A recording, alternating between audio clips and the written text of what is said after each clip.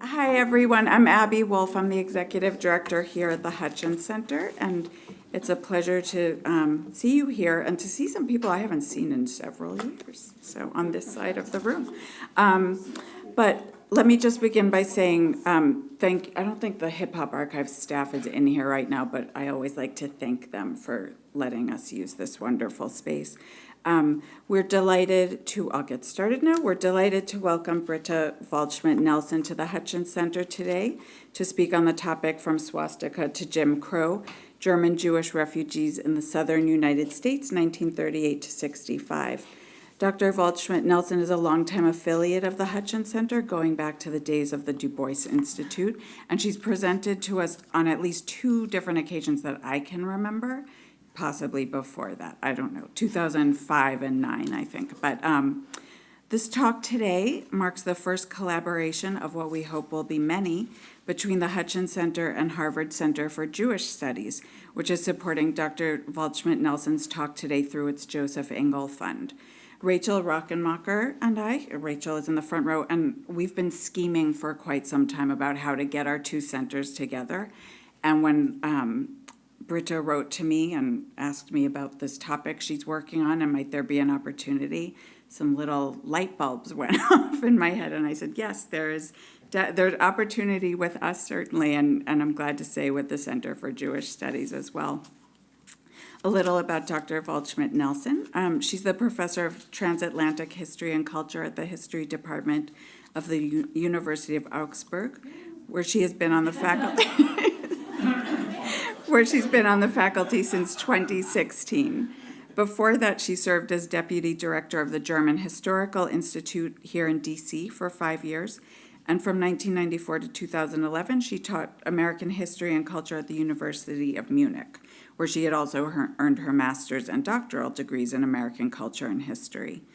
After completing her undergraduate studies in English literature, German literature, and European history, her immersion in the study of American history and literature began in earnest at the University of California, Davis, where she spent a study abroad year in 1987 and 88. She was a visiting scholar as well at the Joint Center for Political and Economic Studies in Washington, D.C. In the early 90s. Dr. Waldschmidt-Nelson's chief areas of research are African American studies, transatlantic relations, and gender and religious history. She's the author of From Protest to Politics, Black Women in the Civil Rights Movement and in the Congress of the United States, which was selected as Book of the Month by the journal Anschläge in March 1999. I'm very detailed in my introductions. I'll leave some detail out. Because we want to hear from you more than from me.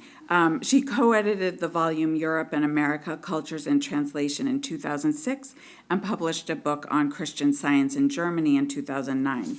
More recently, she has continued to write on Malcolm X and Martin Luther King, on the decade of the 60s and counterculture, as well as on the rise of conservatism in Western Europe and the U.S. in the 1960s and 70s.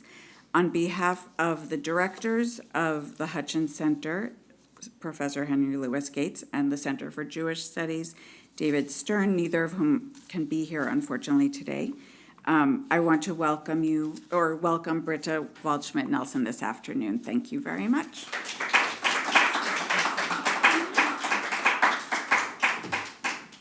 Well, thank you so very much, Abby, for this much too generous, wonderful introduction.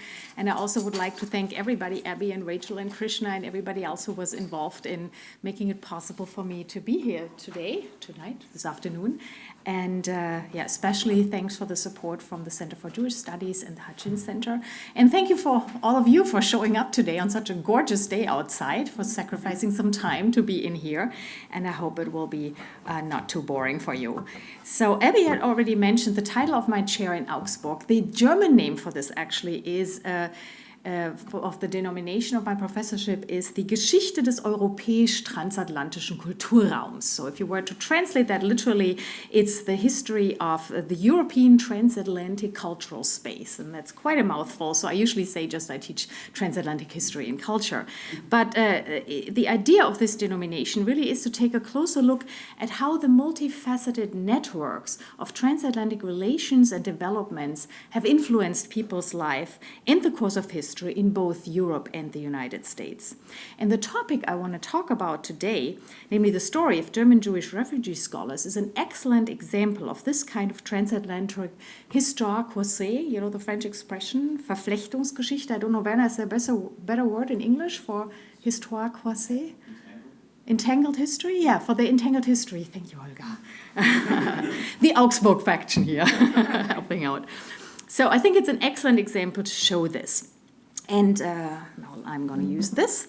My interest in this topic was actually awakened a number of years ago by a little booklet that I came across when I was working at the GHI, which was published by Gabriel Edgecombe in 1993. And it has the title, From Swastika to Jim Crow, Refugee Scholars at Black Colleges.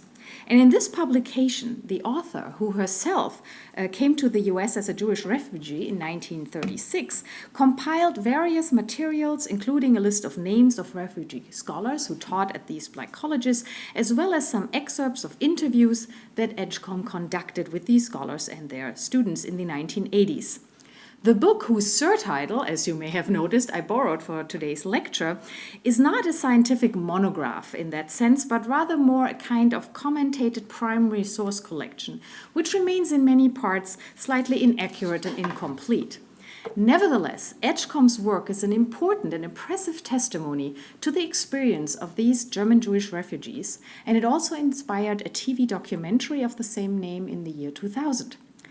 However, except from this brief little book, the film, and a related photo exhibit, the importance of the presence of German Jewish scholars in the south of the United States has gained really very little attention by scholars on both sides of the Atlantic, and it's practically unknown by the larger public in both Europe and the United States to this day. And therefore, this talk aims at showing that these individuals played a very special role in the context of transatlantic relations, since their history is based on a double experience of persecution and oppression, but also of resistance and political activism. Examining 3 different case studies with you today, I would like to illustrate how these scholars, in a time of great social upheaval, tried to change existing norms of behavior in different ways, and how they became advocates for human rights and racial justice, often despite grave personal risks to themselves. Before that, however, I would like to say a few words about the reasons for the presence of these scholars in America and in the United States South. And now the problem is I really don't know how familiar people here are with the situation of Jews in Germany and after the rise of National Socialism, or with the details of the Jim Crow system before the 1960s. So what I thought I'll do is I'll give you a little bit of historical context, and if you want to have more details, I'll be more than happy to get back to any specific questions at the end in our discussion. So let's first look at what happened in Germany. As most of you know, German Jews were subject to increasingly severe discrimination from Hitler and his National Socialist Party after the Nazi takeover of power in Germany in January of 1933. What had remained mainly propaganda before now turned into actual open harassment and legal persecution of Jews in the German Reich, all in accordance, of course, with the Nazis' stridently racist worldview. Hitler and his followers believed that the Germans were racially superior and that there was a struggle for survival between them and the so-called inferior races. For example, Jews and Roma, which were called gypsies back then, people of African descent, handicapped people, and all others who didn't fit their genetic racial ideals. So they actually thought that these people posed a biological threat to the purity of the so-called Aryan race, the German race, which was considered the Herrenrasse or master race. The approximately 500,000 German Jews, who back then made up less than 1% of the German population, were the principal targets of Nazi hatred. They were persecuted much earlier and harsher than any other group in Germany, including people of African descent. And if you're interested in that later, I can explain why that was. But Jews really bore the brunt of Nazi persecution. And this persecution came in different phases. The first step was the so-called Law for the Restoration of the Professional Civil Service in April of 1933, which dismissed most public officials of Jewish origins from their jobs. Then, in the following months, All those whom the Nazis defined as Jews or half-Jews were relieved of their positions as civil servants, administrators, judges, and also university professors. Books by Jewish authors and by authors other that the Nazis considered their enemies were thrown out of the libraries and publicly burned. And as a next step, the exclusion of Jews was extended to the private economy. Jews were fired from leading positions in stores, restaurants, and other businesses. The Nazis also called upon all good German citizens to boycott Jewish-owned businesses and avoid having social contacts with Jews. To make it easier to recognize them, Jews were eventually forced to wear a yellow Star of David made of cloth on their clothing whenever they went out. With the Nuremberg laws of 1935, the legal, social, and political and economic discrimination of Jews reached a new level. Among other things, this law deprived German Jews of all civil rights and introduced strict racial segregation laws. For example, Jews could not use public transportation anymore. They couldn't sit on regular benches that were reserved for Aryans, and they couldn't use the same swimming pools as non-Jews in Germany. Also, moreover, the Nuremberg laws strictly banned mixed marriages between Jews and the so-called Aryans. Gentile spouses of Jewish men and women were pressed to divorce their husbands or wives if they wanted to keep their jobs or their children. In the summer of 1938, Jews were legally prohibited from engaging in any independent economic activity.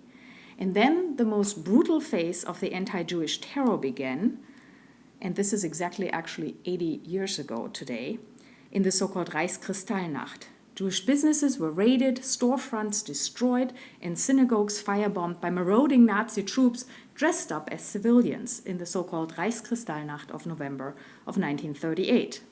And at the same time, many Jews were arrested and put into forced labor camps. Then came the mass deportations into concentration camps, and you all know how this horrible story continued into the nightmare of the Holocaust. Almost 400,000 Jews tried to escape from the German Reich in the 1930s, and many of those who succeeded with that hoped to find a new home in America, of course, the home of the free. But only about 95,000 Jewish refugees who actually managed to enter the United States, often via England, by the way. And the New World did not really welcome them as warmly as they had hoped.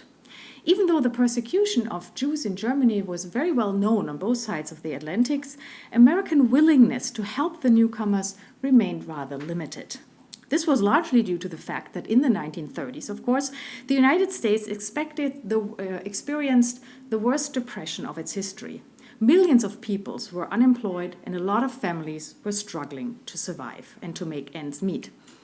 Many Americans therefore considered the refugees a potential competition on the labor market and were therefore against admitting them to the country. In addition, though, some also believed in anti-Semitic stereotypes, which had become increasingly popular in the United States in the wake of high levels of Jewish immigrations from Eastern Europe in the late 19th and early 20th century. So anti-Semitic groups like the Ku Klux Klan, the American Nazi Party, or the so-called German-American Bund regularly agitated against the Jewish intruders, as they call them. Their anti-Jewish propaganda reached its peak in the United States in the second half of the 1930s, denouncing Jews as fraudulent parasites, communists, and warmongers. And of course, not all Americans shared these views. However, in opinion polls that were conducted in 1938 and 1939, more than 65% of those questions were actually against admitting more Jewish refugees, and even admitting emergency transports with Jewish children, who were brought over, and the St. Louis is just one example of this. Even that was unacceptable to a majority of the American people. And you can look up these opinion polls online. I mean, really, you can see the majority of the people were against admitting Jewish refugees.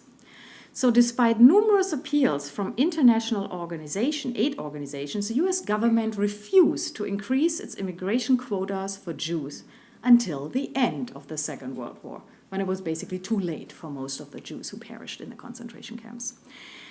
Now, in this climate of a lot of anti-Semitism, it was, of course, not easy for those German Jews who had made it into the United States to gain a foothold in their new homeland. And especially academics often had a really hard time finding a job.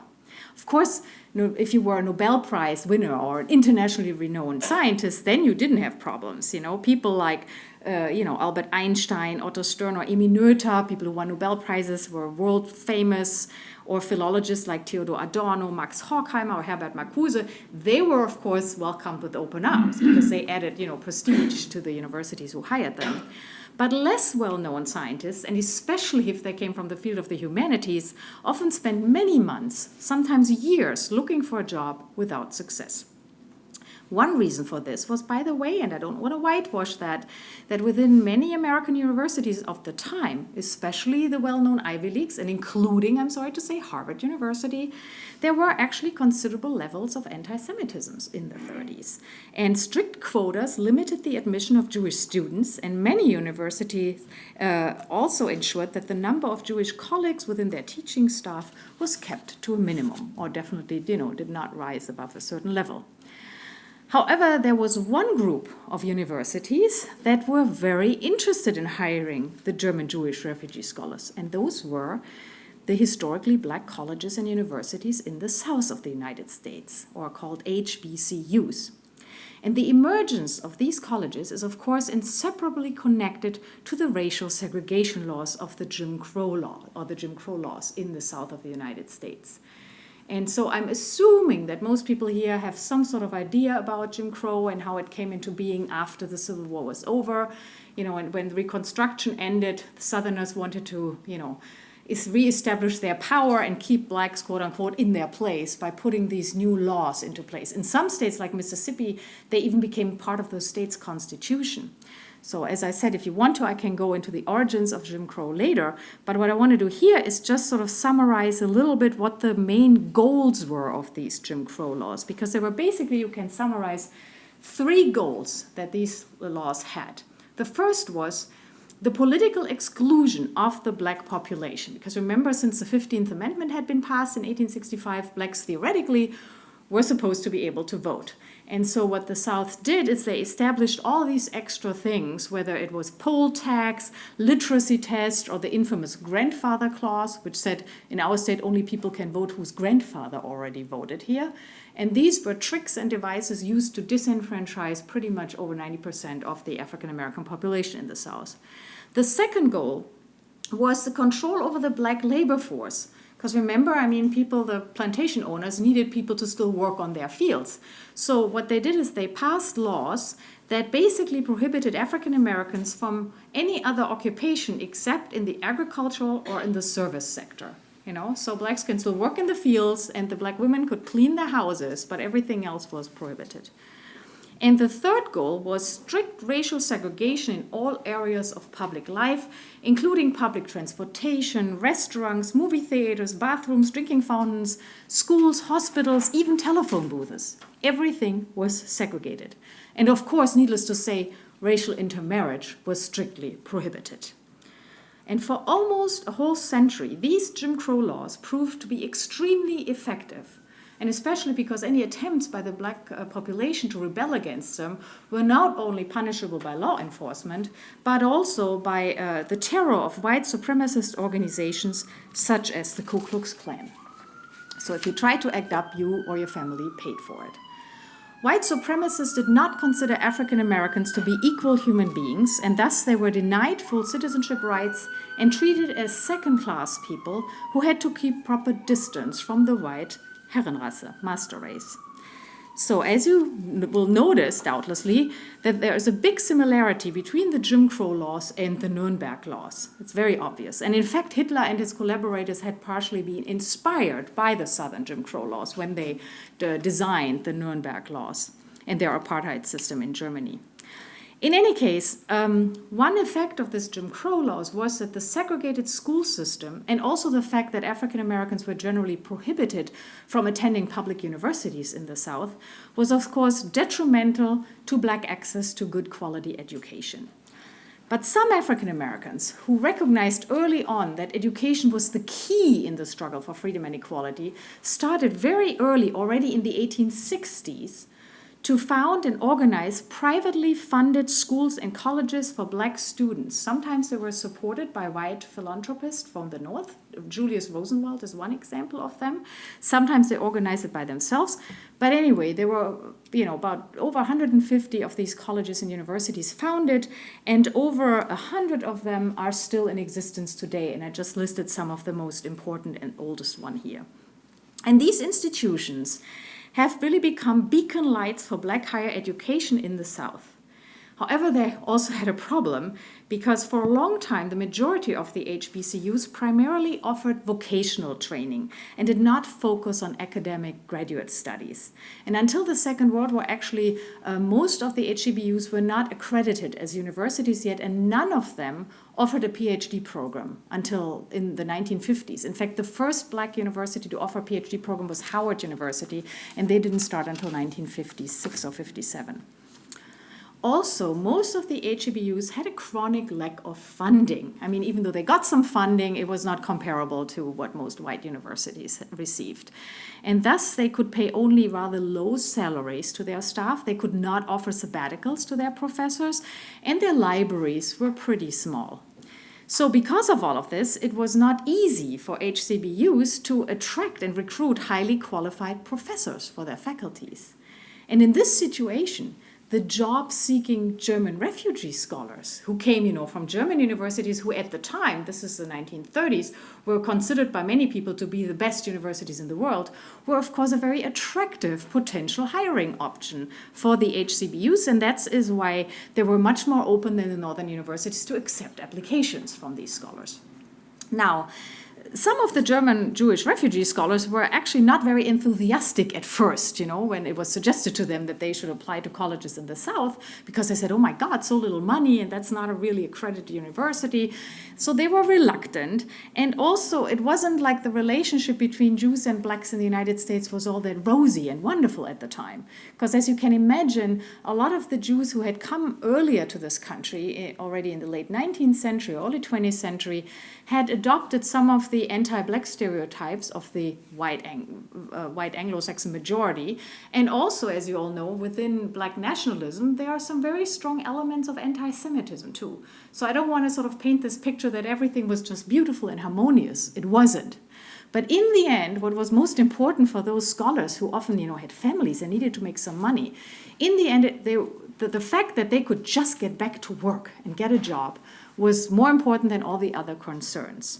So in total, 50 to 60 of the refugee scholars actually moved down to the south of the United States and accepted job there at either black colleges and some others also at state universities, which is, for example, one thing that Ms. Edgecombe leaves out completely in her book. Now, the paradox of this situation was, of course, that these German Jewish refugees had fled Nazi racism and segregation in Germany. And here they're coming to the United States, the country of liberty and equality, and all of a sudden they find themselves back again in a system of racial segregation. Except the difference was now that all of a sudden they were now on the side of the privileged class, because in the South, the white Jews from Germany were considered to be white. So they were expected to sit in the front of the bus. Their kids attended German schools, and they did have access to the white swimming pools and other stuff, okay? So that was a really paradoxical situations that the Jews in the South had to deal with. And actually for them, this was a very uncomfortable situation. They didn't like it because most of them, of course, were completely opposed to racial segregation and discrimination. That's something they had suffered from in Germany. They did not want to live with that. They didn't want to expect that. But on the other hand, most of these refugees had also been deeply traumatized, by Nazi police and persecutions, by the Gestapo, which was a secret police. So one thing they did not want to do was attract the attention of the authorities. And they did not want to ever get into conflict with the police. So, of course, for them, it was hard. They wanted to not abide by Jim Crow laws, but they were terrified to not abide by the laws of the land where they were.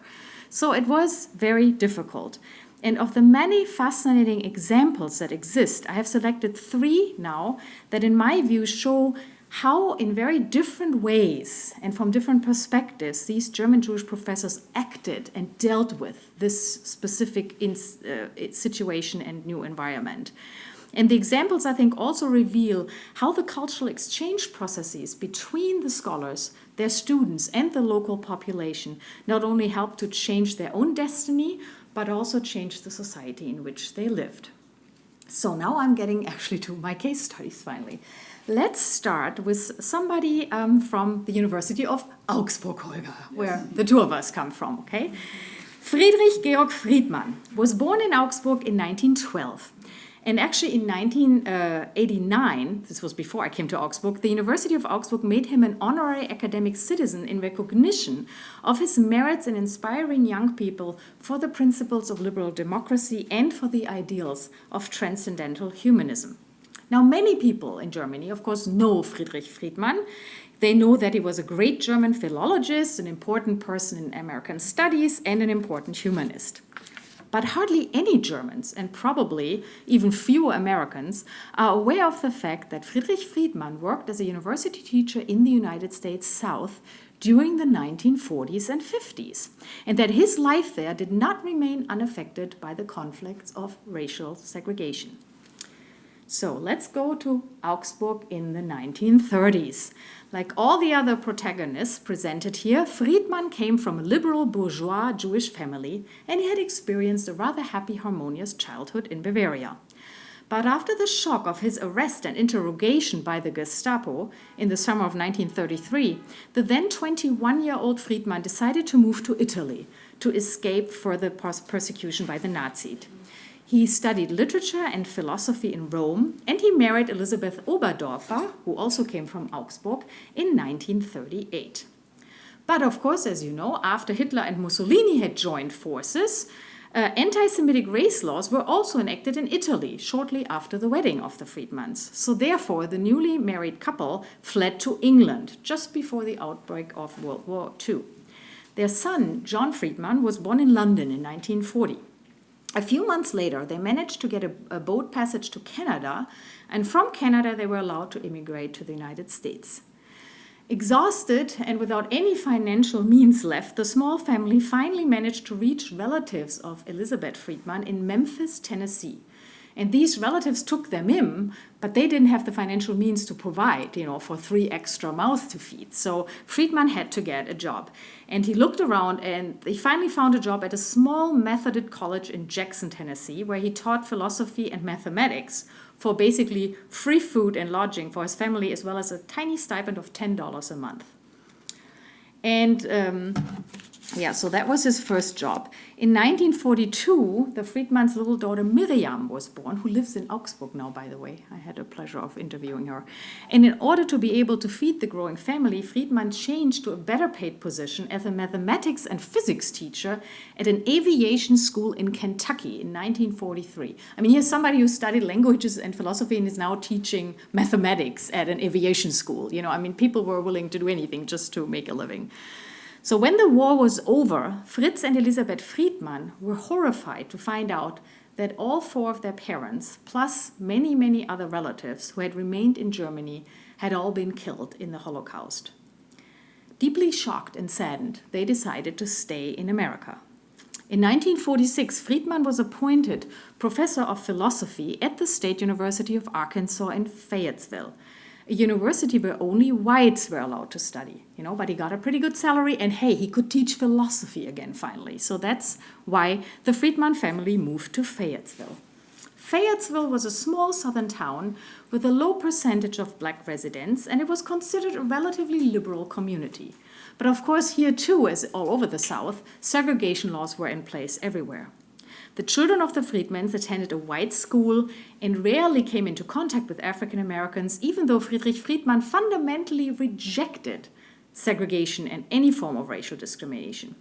He soon began to acquire a profound knowledge of African American history, and later he wrote several excellent essays on race relations and the problem of the color line in the United States. In these texts, he harshly criticized the manifestations of white supremacy from anthropological, psychological, and philosophical perspectives. But that was later, and most of these texts were published, in German. so nobody could read them in the United States. Because during his first years in Arkansas, Friedman avoided speaking publicly about the issue of race. Due to his traumatic experience in Germany, he really did not want to risk any conflicts with the authorities of Arkansas. And so he was trying to somehow take a kind of middle-of-the-road approach to deal with this whole situation. For example, what it is, in the early 1950s, he actually agreed to supervise a 35-year-old black Baptist pastor who came to him and wanted to write his master thesis on Gottfried Leibniz with him. So here's a black student. Of course, he's not supposed to deal with him because, the University of Fayette will only admit white students. But so what Friedman did is he said, okay, I'll counsel you. I'll, be the supervisor of your thesis, but you cannot come to my office and you cannot come to my house because that would, of course, violate segregation laws. So whenever they wanted to talk about the thesis, they met in the garden behind the house. So Friedman would meet this black young pastor and counsel him all the way through his thesis in the garden of his house where people from the street couldn't see that he actually had a black visitor. But so he tried to not, he tried to go beyond the segregation laws but not attract attention. But then something happened that moved Friedman to step beyond this careful restraint. And that was something that you all know about. In May of 1954, the NAACP achieved an important legal victory when the US Supreme Court ruled that racial segregation in public schools was unconstitutional. And you're all familiar with that story. And you also know that despite that decision of the Supreme Court, most of the school districts in the South refused to integrate their schools, and they tried to procrastinate it and made a fuss about it. So in the capital of Arkansas, Little Rock, 9 black students had actually been promised the right to attend the previously lily-white Little Rock Central High School at the instigation of the local NAACP and its president, Daisy Bates. But of course, white segregationists didn't want to allow for this to happen. And so they were willing to use any means necessary to block these kids from going to Little Rock High School. On the first day of school, a white mob brutally attacked the 9 black students, their companions, and journalists. Stones were thrown and shots fired into the house of Daisy Bates. Many black civil rights activists in Little Rock feared for their lives. They hoped, of course, for police protection, but the governor of the state, Orville Fulbus, sided with the white segregationists and used the Arkansas police and actually also the state troopers not to protect the black children and their access to the school, but actually to keep the children out of this high school. And in this situation, Friedrich Friedman had enough. So he wrote a letter to the governor, sort of a semi-public letter, on September 17th, 1957. And in this letter, he asked Fulbus to reconsider his position, to put a stop to white mob rule, and to respect the court ruling. And in the end of his letter, he had the following appeal, and I quote, "Your choice, as I see it, is between playing the role of a political leader with its ephemeral victories and defeats and being a man of greatness, who through his own spiritual struggles and transformation will lead millions of men towards a peaceful and constructive approach to the problem which weighs so heavily on us today." Friedman received no response to his letter, but the newspapers reported it, and some of his white neighbors were shocked at his advocacy for racial integration. So they really got some nasty comments from the neighbors. In addition, his letter infuriated white state authorities about what they considered a most impudent interference by university staff, foreign university staff, in the matter of school integration. Now, when President Eisenhower finally ended the so-called Little Rock crisis by deploying federal troops who remained in the city for a whole year to guarantee the 9 black children's access to Central High School, the segregationists were furious. And they decided to use other means that they had at their disposal to harm the NAACP and to harm all the liberal supporters of the civil rights movement. And thus what they did in 1958, the Arkansas Parliament, with the support of Governor Fulbus, passed a new law, the so-called Act 10.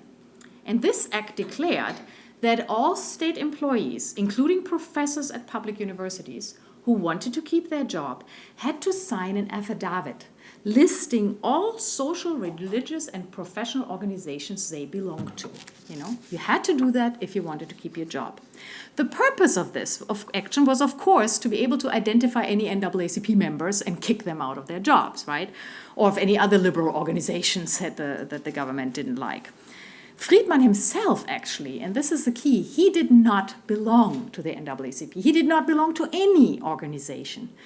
But still, he considered Act 10 as an intolerable infringement on academic freedom and a violation of the very principles of the American Constitution, which he, as a Jewish refugee, so highly esteemed. So he thought, no, this is unacceptable.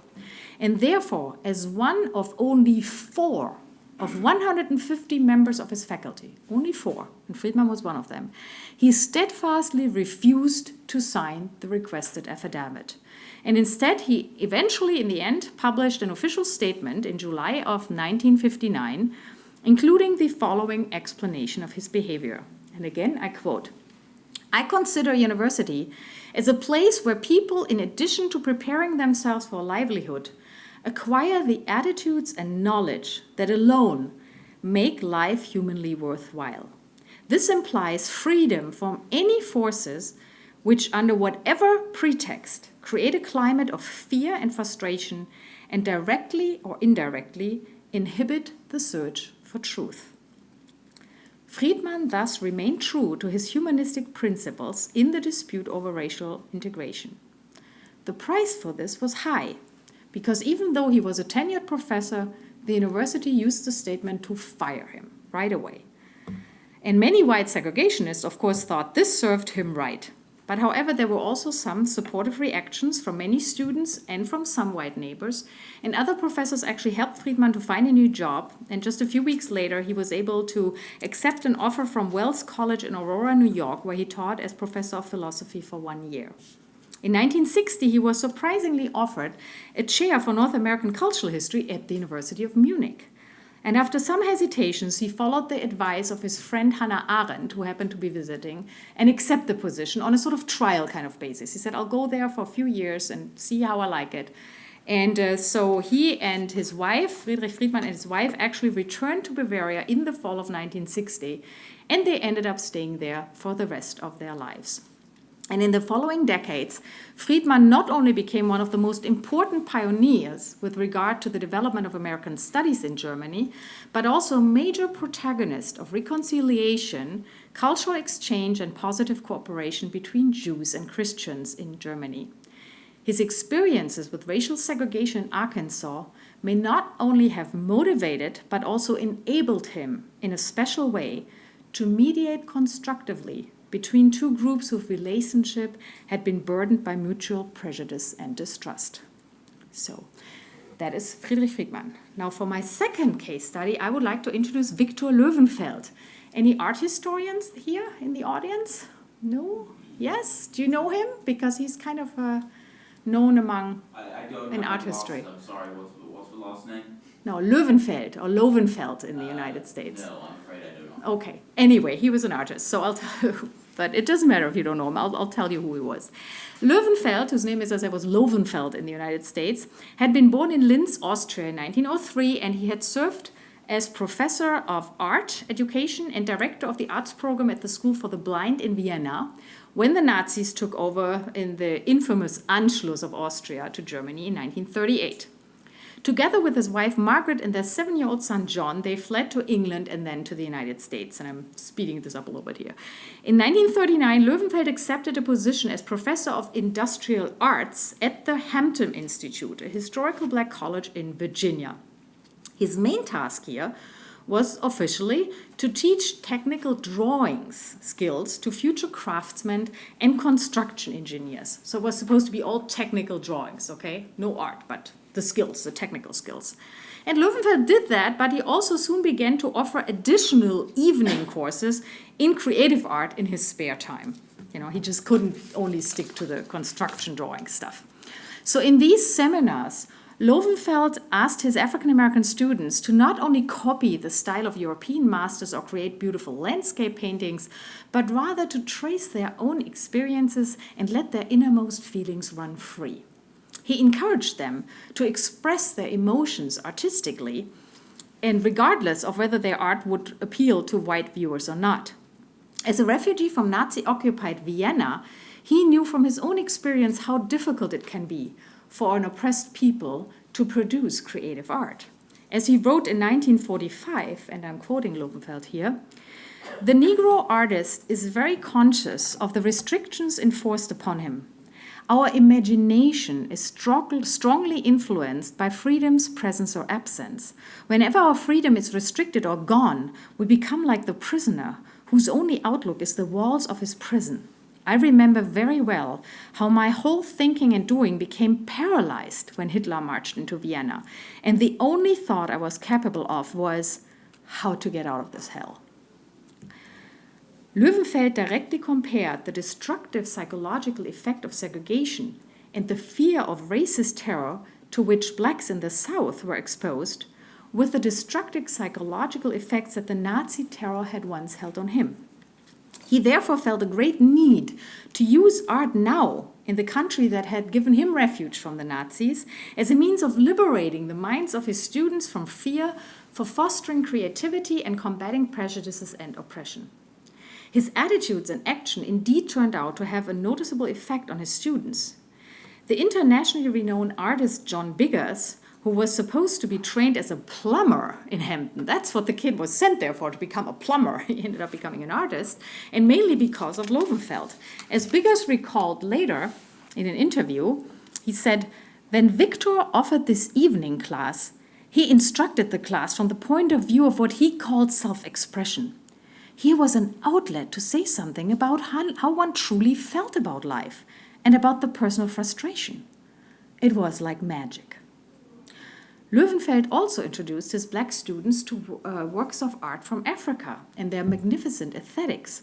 Until then, African art was hardly known in the South, for in American culture at that time, with the exception of the Harlem Renaissance, of course, Africa was usually portrayed as a continent of uncivilized barbarians.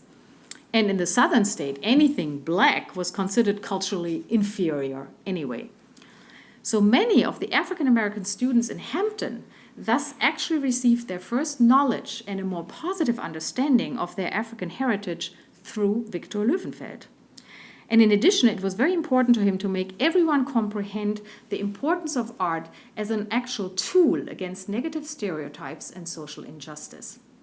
As Lovenfeld's student Samela Lewis later commented once, "He encouraged us to use art as an instrument or a tool to combat serious deprivation and prejudice and the evils of discrimination. He forced us to take a position in relation to humanity and to inhumane treatment of other people." So that's really what they took away from the classes of Lovenfeld. And the works of art created by the Lovenfeld students, which also depicted, not just the beautiful landscape, but it actually depicted the harsh and the dark sides of African American life, of course, often violated the expectations and sort of the social norms of what's considered, quote unquote, acceptable Negro art at the time, especially in the South.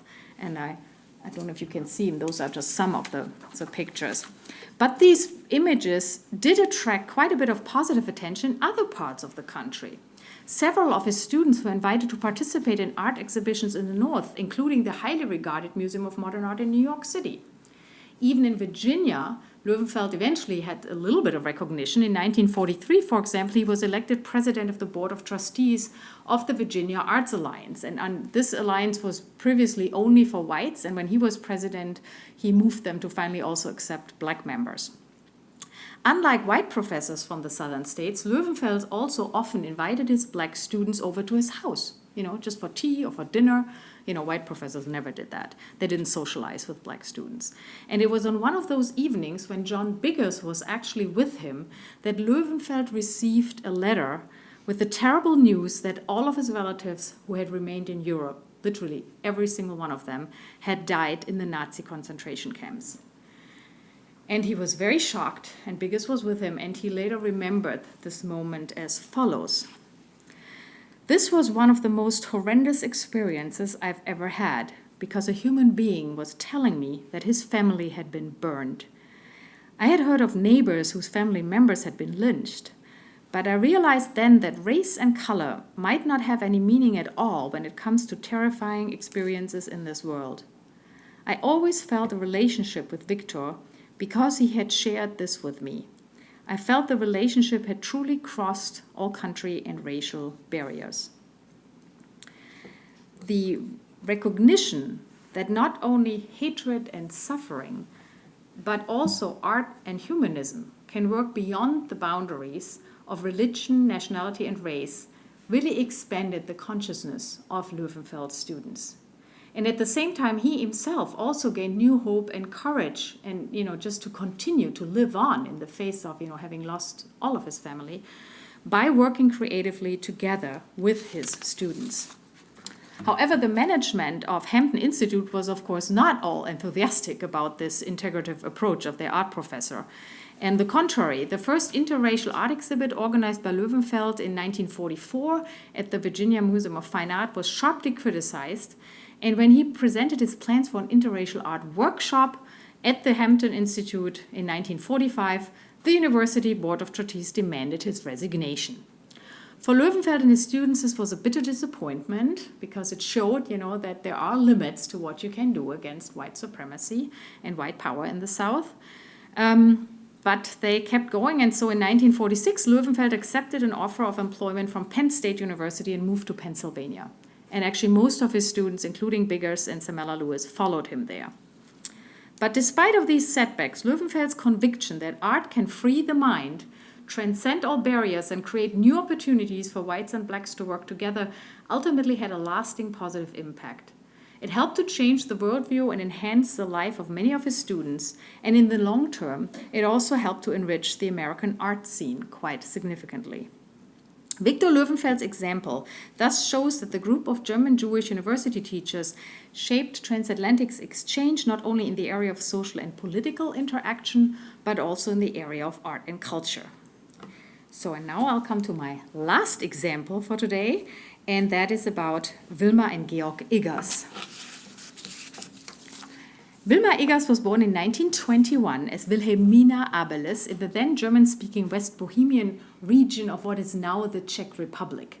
And she grew up in a little village. Back then it was called Bischofsteinitz. Today it's called Hosovinityn. I probably mispronounced that, but anyway. So she was in what's called Bohemia. And when the Nazis annexed this area, which they referred to as Sudetendeutschland in 1938, the Abeles family fled to Canada. And in 1942, Velma moved to the United States, where she completed her German studies program at the University of Chicago. And this is where she also met Gieok Igas. Now, this young man, born Gieok Igasheimer, actually in Hamburg in 1926, had also fled Nazi Germany and came to America as a teenager, together with his parents in 1938. Upon arrival in New York, the parents changed the name from Igasheimer to Igas. And Gieok later was always upset. He thought they should have stayed Igasheimer. But the parents, of course, wanted to blend in with Americans, so they changed it to Igas. But it's interesting, Gieok always refused to adapt the spelling of his front name. He never went to George, he never added an E to his name. He was always Gieok. So, and generally, and they moved from New York down to Richmond because there was a job for his father. So they moved down to Richmond, Virginia in 1939. And generally, the young Gieok Igas liked living in the United States very much. However, the racial segregation that he found there was an unexpected shock. And he said himself about this later. This was about moving to Richmond, Virginia. Oops. Oh, I'm sorry. I meant to show this slide earlier. That's family slides, so okay. So now the family had moved to Richmond, Virginia, and Gieok Igas remembers that, I did not know about racial segregation in the United States until I came to Richmond, Virginia on January 30th, 1939. He remembered the very day of when he first encountered racial segregation here in the United States. I was shocked by what I saw. It reminded me of Nazi Germany. The teenager, shocked. And because of his previous experience with racism in Germany, Igas detested Jim Crow from the very beginning. And even as a teenager, he protested at every opportunity in school and other places against the discrimination of blacks, even though his father, again, that's the older, more careful generation, always told him, you shouldn't do this. His father's saying was always, when in Rome, do as the Romans. So If you're not supposed to sit next to a black person, you don't do that. But Gieok didn't care, and he didn't change his mind about taking a stand against segregation, and remained a vocal Jim Crow opponent during his studies, first at the University of Virginia and then at the University of Chicago, where he moved for his graduate studies. And it was also there, of course, where he met Velma and fell in love, and the two got married in 1948. They had 3 sons, Daniel, Jeremy, and Jonathan. Both graduated in the same year, 1949, Velma in German studies, Gieok in history, and then they looked for work. But even in the post-war period, it was not easy for German Jewish academics to get a job as a renowned university, if you were Jewish, and especially if you were a young scholar without big, credits to your name yet. So in the summer of 1950, Gieok and Velma Igas decided to accept an offer from Philander Smith College, a very small, historically black college in Little Rock, Arkansas. And so you can see we're going back to Arkansas now. Also, the college was only able to pay them a very low salary, and they had a huge teaching load of 18 hours per week. It was a permanent position, so that's why they moved there to the south. Velma Igas had actually never experienced Jim Crow before at all. Remember, she was in Canada and then in Chicago. So the first time she ever saw Jim Crow is when they moved down to Arkansas. And she remembered her first impression of this, which was kind of shocking for her. And I'll quote her here, what she told me on the phone. "Black people seemed differential and hesitant to talk to us. I remember an instance with a student of mine, pretty early on during our stay in Little Rock, when I was walking downtown, and I noticed that she kept falling behind. And I was wondering if she had some sort of handicap. So I asked her, like, can't you walk faster? What's wrong? And she said, well, she had never walked next to a white person before. Ever, You weren't supposed to walk next to a white person. And Velma Igas was quite shocked by this answer and was soon as determined as her husband to fight against Jim Crow. Now, of course, at the time, she took care of 3 kids. She was a working mother, so she didn't have as much time and appeared less frequently in the public than her husband. But I do want to stress that her commitment against racial segregation was just as high as his. Now, in Little Rock, not only the universities, but as I mentioned before, all public institutions were segregated, and the vast majority of the city's white citizens and the professors, because a lot of the professors at Philander Smith College were white, did not do anything about it. They kind of just accepted it. At that time, the only group of white people in the South who spoke out as firmly against segregation as they had spoken out against slavery before the Civil War were the Quakers. And some of the Igas' best friends were among the Quakers. And together with one of them, Gieok Igas founded the Little Rock Film Society in the spring of 1953. And this small society regularly showed international movies in a hotel to a racially mixed audience, in kind of more or less open defiance of the segregation law for movie theaters. They just rented the room in the hotel and showed the movie. So it was kind of a little act of defiance. The Igas also developed friendships with African-American families in their neighborhoods and with a number of black colleges and students from Philander Smith, which, the other white professors usually didn't.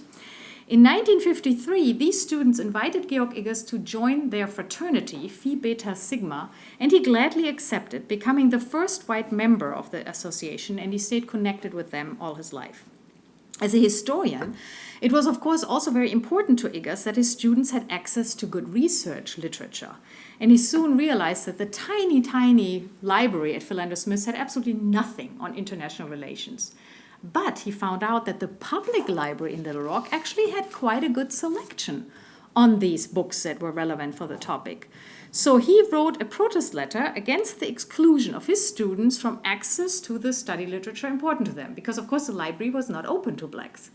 And his letter was published by the Arkansas Gazette, and it led to intensive discussions in the Little Rock Library Council. And after long debates, the Library Council, and again overriding the protest of some of the white employees, decided, okay, well, we really need to let those students get to these books. So in the first step, they decided that the black students of Philander Smith College could use the library, and a few months later, the library was actually open to all black citizens of Little Rock, Arkansas. So the Little Rock Public Library became integrated already in 1951 of one of the first integrated libraries in all over the South, and it was because of Gieok Igas' initiative. Shortly after the success, Gieok and Velma Igas joined the local NAACP. They were the first white people elected to the NAACP board in Little Rock, and they participated in numerous activities, which I can't list here. And Gieok became chair of the education department. And that's important because in this position as chair of the education department, and with support of Velma, he did a lot of research, and he published a detailed study in the year 1952 proving that public schools for black children in Little Rock and actually in all of Arkansas received only a fraction of the public funding that white schools got. And this had been sort of common knowledge before, but he now created black on white proof for this. And the NAACP could then use this proof to sue the government. And by that, they were actually able to increase the funding for black schools in Arkansas tremendously. The next step was, of course, to fight segregation, altogether. And so to achieve this, the Igas worked closely with Daisy Bates, as I mentioned her before, throughout the Little Rock crisis. We can skip all this, how the soldiers came and everything happened, and they were very supportive of the whole activities of the NAACP during the Little Rock crisis and supported Davy Bates. By the time this conflict ended, which took 2 years, the Igas actually didn't live in Little Rock anymore, but they did continue to support and maintain a very close personal friendship with Daisy Bates throughout their lives.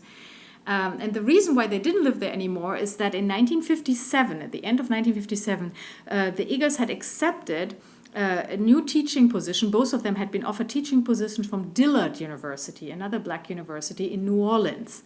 And Dillard was a comparatively large, especially compared to this tiny little Philander Smith College, a larger university, so they got a much better salary and a lower teaching load. And so therefore they decided to go to New Orleans. And they thought, hey, New Orleans, the Big Easy, everything's going to be great there, right?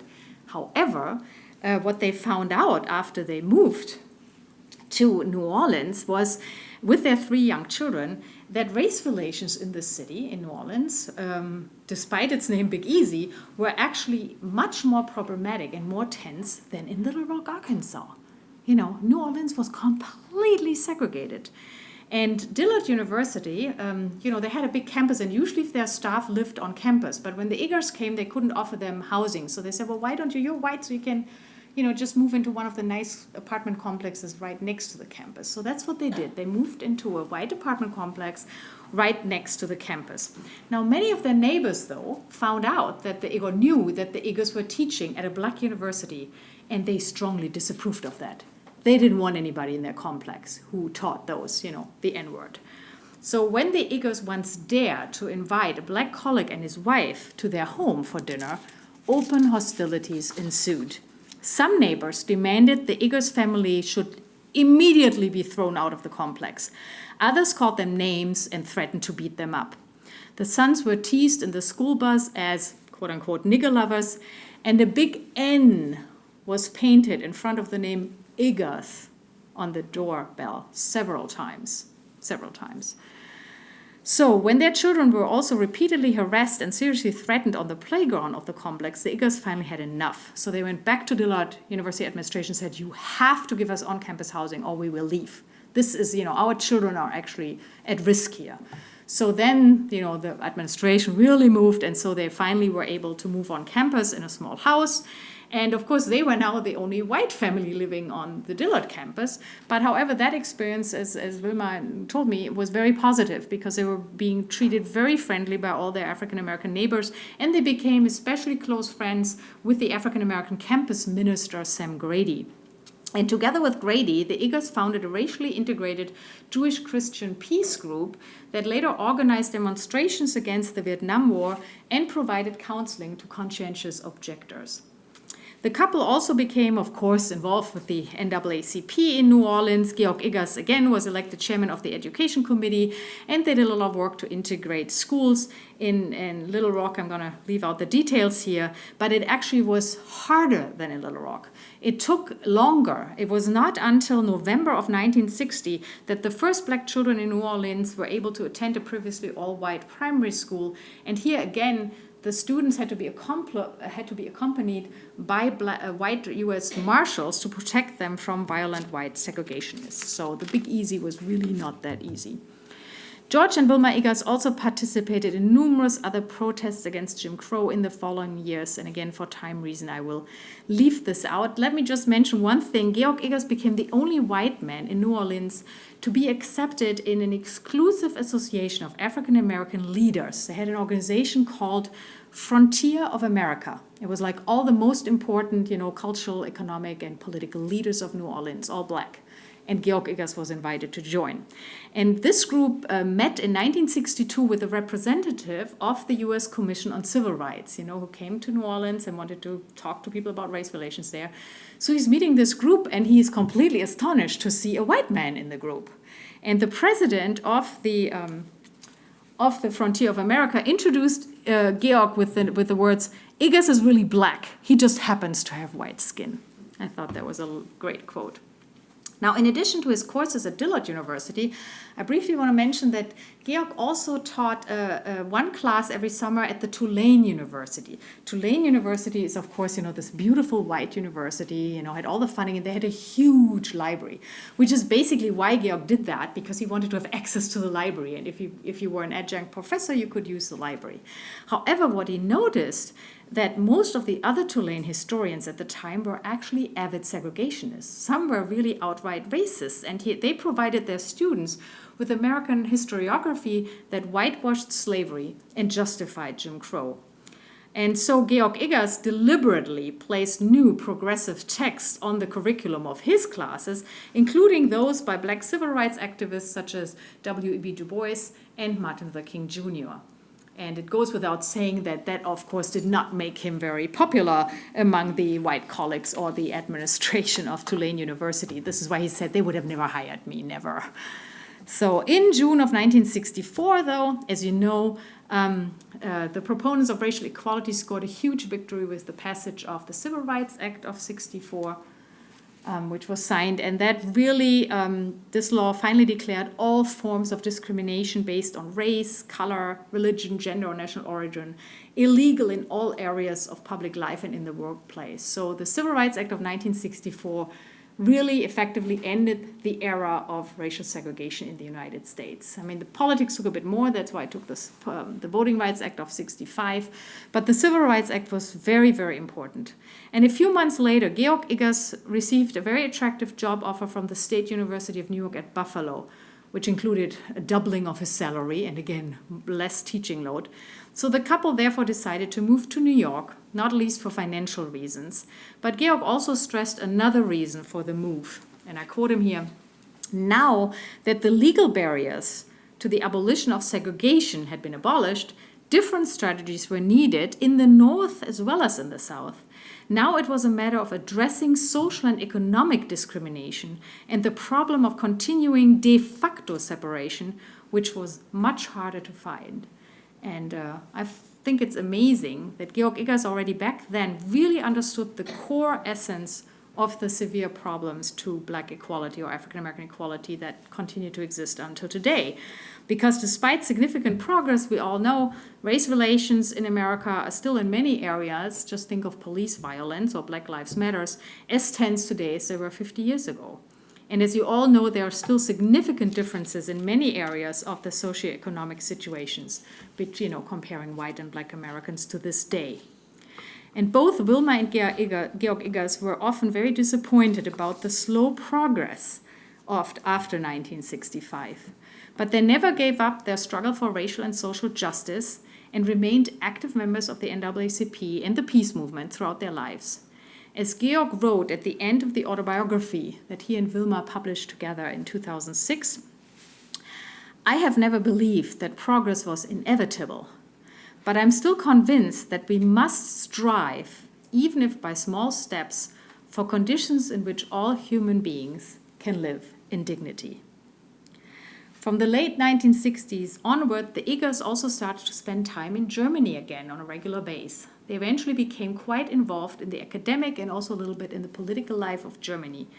And I don't have time to elaborate on this here, but what's really important is that Gieok Igas became a very important bridge builder between German and American historians, and also very important, a bridge builder between East German and West German historians.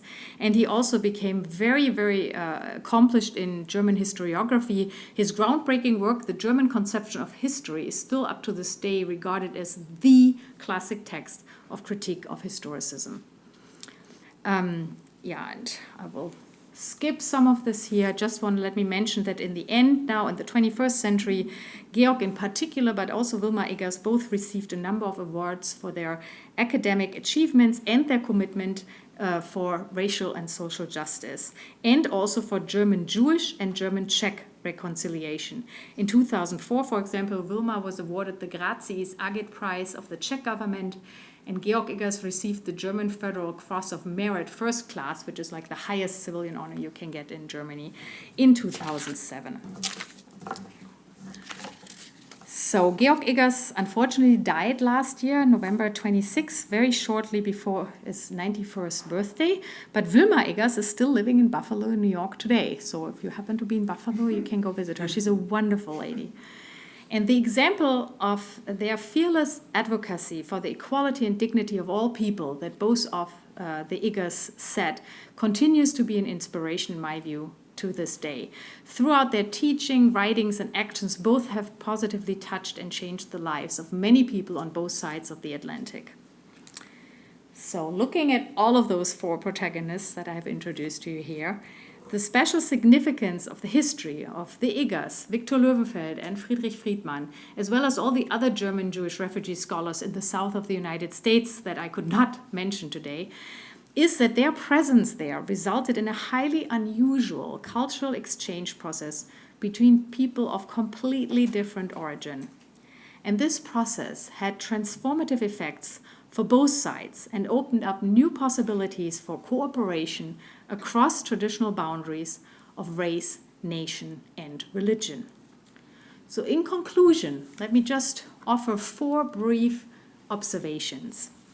Number 1, all Jews who fled from the Nazis and taught in the United States, at least all that I came across in my research, condemned the Jim Crow system and tried to resist it in different ways. Probably their own experience with the terrible consequences of state-authorized racism simply made it impossible for them to accept the discrimination of African Americans practiced in the US South. Their efforts to resist the system were not always successful, and because of their convictions, they had to deal with some serious professional disadvantages and personal difficulties. However, their commitment undoubtedly, or at least I'm convinced of that, contributed to the destabilization of the Jim Crow order. Second, the first-generation refugees who experienced Nazi terror as an adult and lost their parents or most of their family in the Holocaust were rather cautious in their resistance against Jim Crow and focused primarily on teaching humanist values and promoting their African American students as much as possible.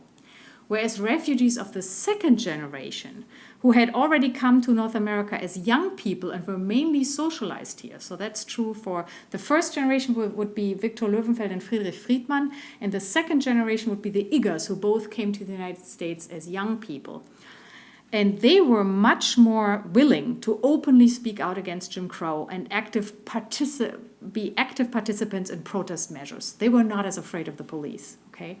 They sort of considered themselves more of American citizens and less as refugees in the first generation.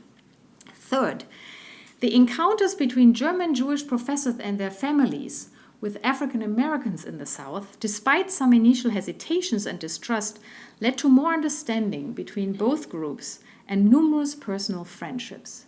And it is my opinion that in the long run, this actually also contributed to a certain increase in collaboration and an improvement of relations between people of Jewish and African descent in the United States.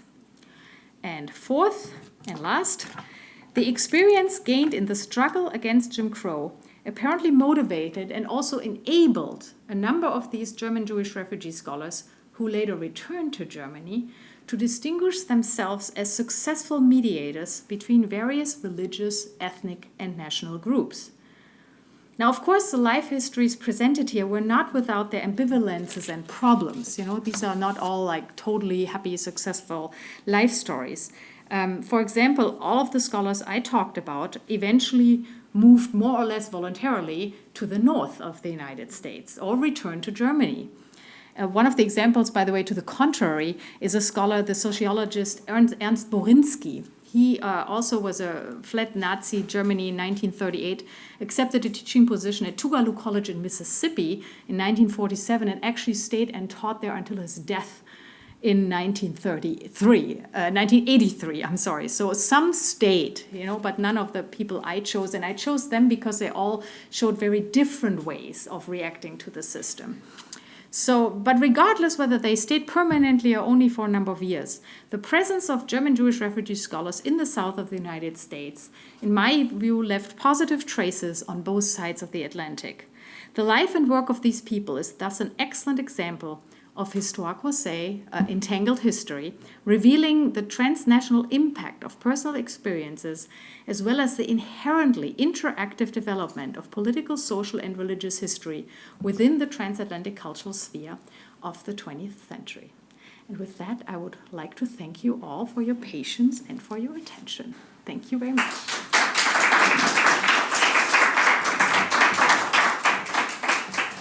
Okay. And I can't see my watch. I hope I didn't talk too long. So Thank you. Oh, Anne's here with them. Let's sit down.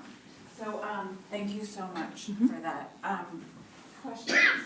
Do you have some time for a Q&A? yeah, of course, absolutely. Any questions or comments or additions? Steve, yes.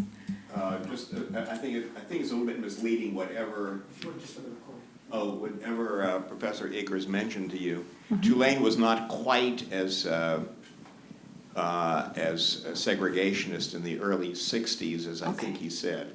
I was an undergraduate there. I took a course with Igas on European history, 20th century. Okay. Not in the summer, but during the semester. And whatever you could say about the Americanists there were two Europeanists, John Snell and Hans Schmidt. Schmidt was from Frankfurt, who were his friends and certainly in no way defenders of segregation. Yeah. I guess my deeper question, Britta, is did any of these four people, as a result of the experiences in Germany and in the South, reflect upon or in any way deepen or cultivate their own Jewishness? That's a good question. They were. I know that the Igas were not like none of them were like Orthodox actively involved, but they did attend synagogues. I know that the Igas also had a good contact with a rabbi, but they were not like super really Jewishly involved. They did raise their kids Jewish, you know, they had bar mitzvahs and everything, but it's a good question. We should ask Velma about that. She's the only one still alive, and she's in her late 90s now, but I actually did not ask that. That's a very good point. Thank you for bringing that up. Yeah. Yes. I actually had a related thought about that, and just, I mean, I think you've answered it, but just the people you profiled worked as individuals, again, you know, and on their own convictions, but I was also wondering if there was any, if they did seek out any Jewish community, or if there, you know, if there were larger communities that were doing this, but also connected to that, what was, I mean, it's well known that, or talked about a lot, that there were a lot of Jews involved in the civil rights movement and, you know, Yes. in Mississippi and Oh, Freedom yeah. Summer in particular. So have you come across any connections between this group, you know, maybe the children of these groups and those civil rights workers? Not any direct connection. I think it is really no coincidence that there were the large, I would say almost the majority, for example, of those students who went down during the Mississippi Freedom Summer were Jewish, because, you know, Michael Schwerner and Annie Goodman, those two of the three that got killed together with James Chaney in the summer of '64 in Mississippi. I think it's the feeling of being persecuted because of and I think for most of them it was not because of their race, because the way the Nazis treated Judaism was not as a religion, because they put a lot of Jews into the concentration camps that were Christians, had converted. For example, what's her name? This famous Edith Stein, thank you. Edith Stein in Münster, where I went to undergraduate school. I lived in the Edith Stein, they have a student housing thing named after her, and she was a Christian. But they didn't care. For them, Judaism was a thing. Religion was not the important, it was the racism. People were not persecuted because of their belief. They were persecuted because they were seen as a different race. That's the whole thing about a biological threat. And I think that's why there was such a strong connection between these activists and African Americans, because they felt this is racism. Not so much religious persecution in the sense of, that you had, why a lot of other people fled to America because they were persecuted for their religion, not because of their race, like the Baptists or the Hutterites or the Amish, or these people were persecuted for their belief. Jews were persecuted because they were seen as a racial group. I don't know if that answers your questions. Yes, Werner. Wonderful topic and good talk. I have a couple of questions and then some footnotes. The first question is, did you do a quantitative tally too of how many cases did you find of Jewish emigres who taught in historically black colleges in the South in the period during the war and after the war? Well, is there sort of a register from which you chose the cases? Well, the only sort of register, the person who really went and looked at all the archives was Gabrielle Edgecombe, and she comes up with this figure of like 50 or so, and I think there were about 10 more. And but I also looked at, like, Friedrich Friedman was somebody I came across. I didn't even know about him when I was in Augsburg, and somebody told me, oh, by the way, do you know that Friedman was in the South? I said, no, I had no idea. Do you know his daughter came back to Germany and lives there? So that's how I found out about it. I think there is much more research to be done in this area to really, and I don't have the resources to do that, because I think you'd really have to live here and go to all these colleges and look through all their archives and see who was actually there. But a ballpoint figure is probably that there were about 50 to 60 scholars who spent at least a few years teaching in the South. So the second question is integrationist activities within the profession. At a time when the MLA didn't admit any black professors, the College Language Association was in fact integrated. So the question is, did they participate in the scholarly associations that were associations for blacks and whites in the period, or did they go to the conventions that everybody, or did they not go to any conventions because they were marginalized? I think that might be another way to look at it socially. Well, when did these conventions start, though? I don't think they didn't start until the 50s, right, or later 50s. I think the college language goes back longer than that. I don't know of any of the scholars I looked at their writings. They never talked about attending any of these conventions, and I don't think they were members.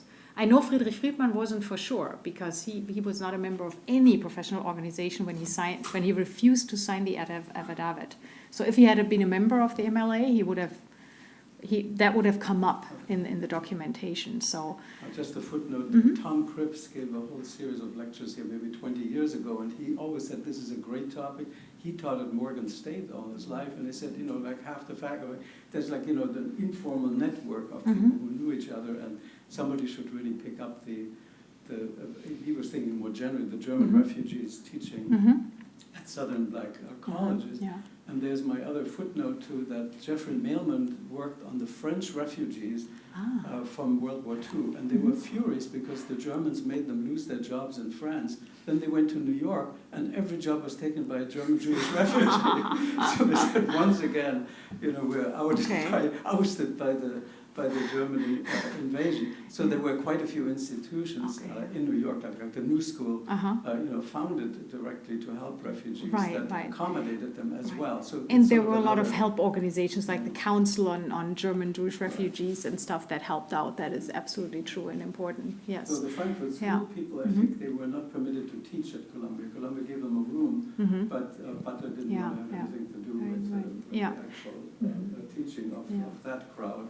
So, and there has been actually quite a lot of research done, among others, by Andreas Daum and others who published books on sort of the second generation of, but it's mostly about their scholarly work, and 90% of the scholars they talk about, it's all about Fritz Stern and these people who were here very well connected in the north. But there, for some reason, there's just been very, very little research, or practically none in other publications except the Edgecombe book that I know, book publication, on this role of white Jewish scholars in the South, or German Jewish refugee scholars in the South. So, thank you. Yes? I think microphone is coming to you from both sides now. Hi. I want to thank you for this talk. I've learned a lot. I've lived in Germany for 10 years, and I've had numerous conversations with. Who is asking a question? Can you? Thank you. I'm sorry. We can. Where did you live in Germany? In Cologne. Oh, nice. Ja, genau. Ich habe 10 Jahre in Köln gelebt. Und fließend Deutsch sprechen, das ist super. Es ist kein akademisches Deutsch, aber man versteht Hauptsache. But I wanted to say that I've had numerous conversations with German scholars, and this is the first time that I've been, that I've had, sat in a lecture, I've even had this conversation to be informed. So I'm grateful just to be here and to learn. Thank you. My question is basically, you've provided a few examples where the refugee, these scholars would talk about their views on humanism, or if you provided comments from African American students who had talked about how they were impacted by, this, as they, whatever they learned from these scholars. Our culture, our African American culture is so beautiful and so rich. Yes. I'm interested in knowing if you have any, if you could share with us the ways in which they may have learned, what they may have learned from us, or if they had, different ways of navigating their own humanity in the midst. Yeah. If that makes sense.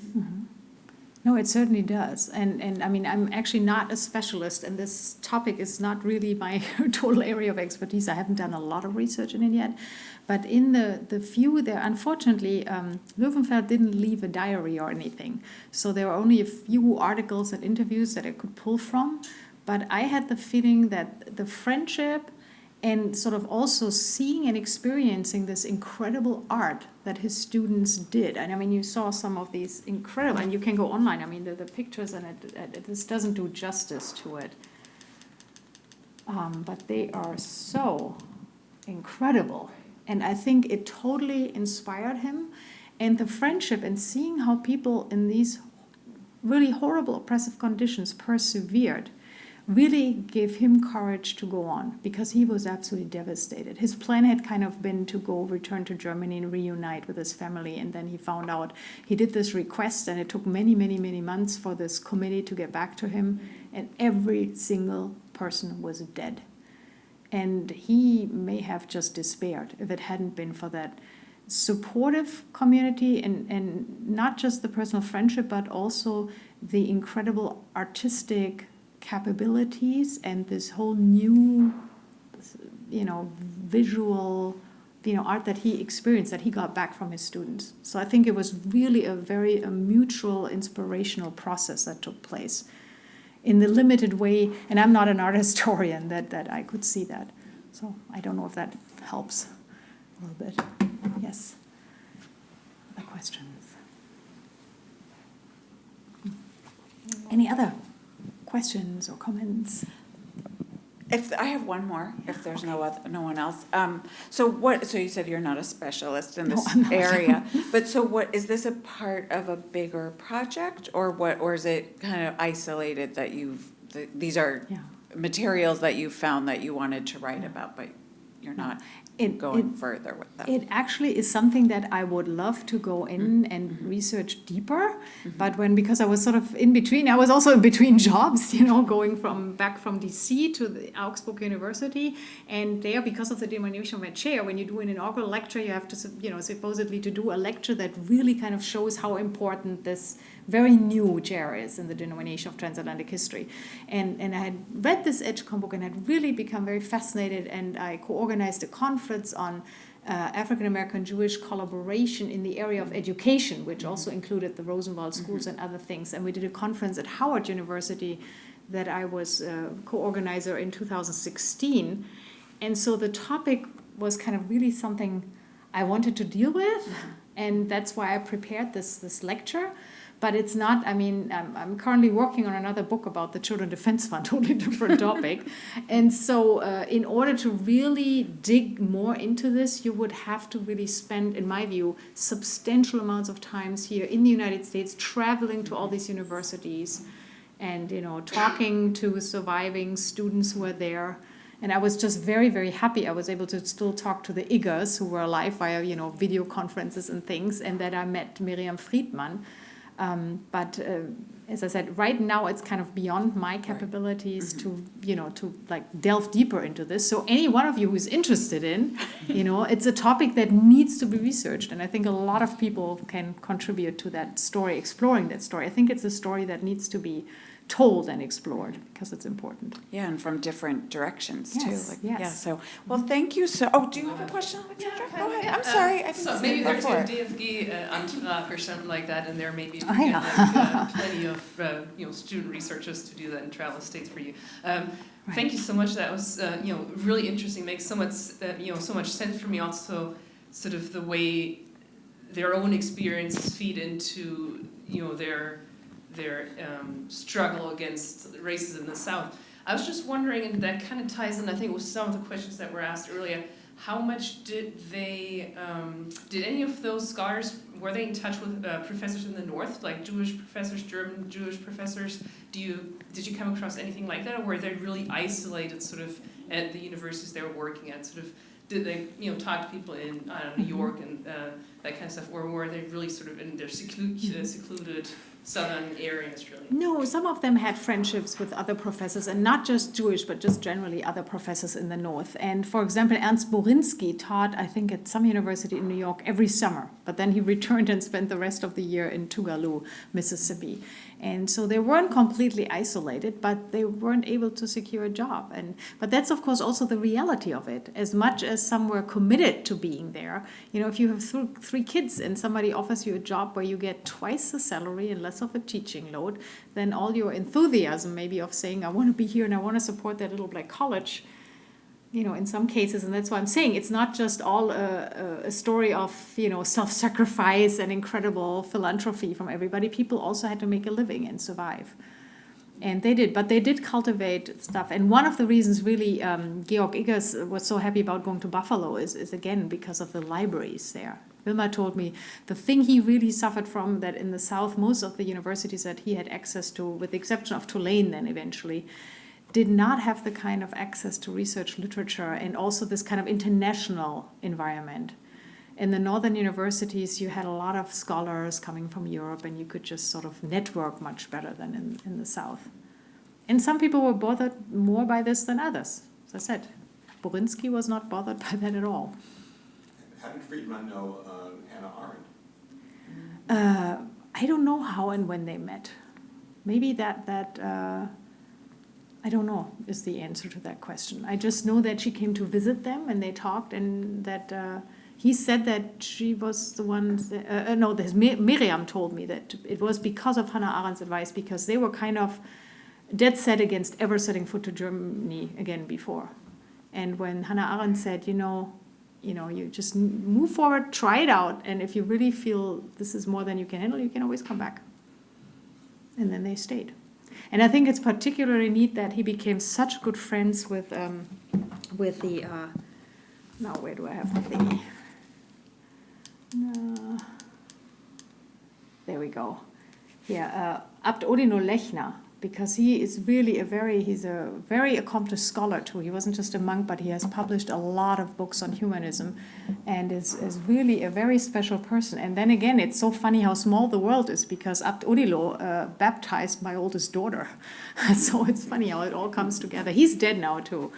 But Yeah, but I thought it was really amazing for this, somebody whose parents had been killed by the Jews, by Christians, is able to develop a really close friendship with this Benedictine abbot. In the periodicals room that serves beer. Actually, I'm not sure if it's beer, it's the glasses, but I'm thinking Friedman is drinking water and Abdodilo is drinking apple juice or something there. I don't think it's beer. It looks like the beer glass. But they allow drinks in there anyway. Okay, any other questions? No? Yes? Microphone is coming your way again. I was wondering, Can you move it a bit? I don't know if this even fits, but I wonder how they negotiate, these identities that seem to be in conflict as they are determined by this outside environment. For example, being German and Jewish and now white, and what does that mean? And then, and I can relate to when I ask myself, what does it mean to be African and African American and American in an environment in the American context that's very hostile to my being. I wonder what those conversations were like from both sides, if we were to just sort of eavesdrop. Right. You know what I mean? Yeah. I wonder if you could speak to that, maybe. Yeah.